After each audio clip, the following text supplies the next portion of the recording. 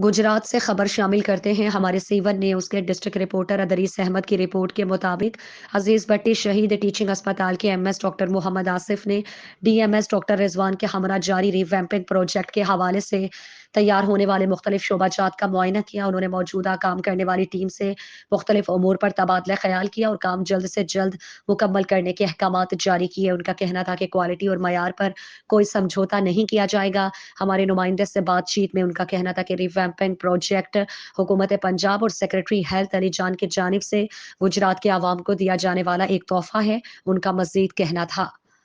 यहाँ पे अजीज़ भट्टी हॉस्पिटल में हुकूमत पंजाब और हेल्थ डिपार्टमेंट के ताउन से रीवैम्पिंग का काम जो है ना ज़ोरों शोर से जारी है।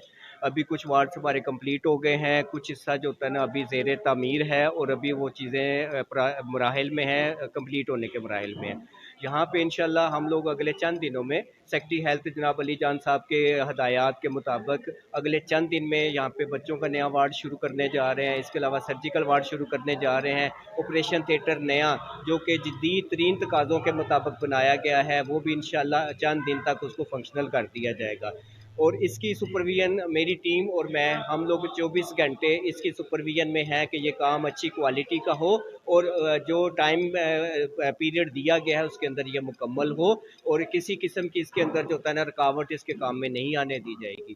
तो चंद दिन तक इंशाल्लाह हम लोग ये सारी सर्विसेज दोबारा शुरू कर देंगे। ये गुजरात के अवाम के लिए हुकूमत पंजाब और सेक्रेटरी हेल्थ की तरफ से एक तोहफा है। मानेसर है, मैं यहाँ पे डीएमएस क्लिनिकल हूँ और अल्हम्दुलिल्लाह जो है जी, जो भी विजन है सेक्रेटरी साहब का, वज़ीर साहब का, उसके मुताबिक काम जो है ज़ोर शोर से जारी है और अल्हम्दुलिल्लाह जो है काफ़ी चीज़ें हमारी मुकम्मल हो चुकी हैं। कुछ वार्ड जो रह गए इंशाल्लाह वो भी जल्दी कंप्लीट हो जाएंगी। मेडिसिन के लिहाज से, पेशेंट के लिहाज से बेस्ट सर्विस प्रोवाइड की जाएगी इंशाल्लाह।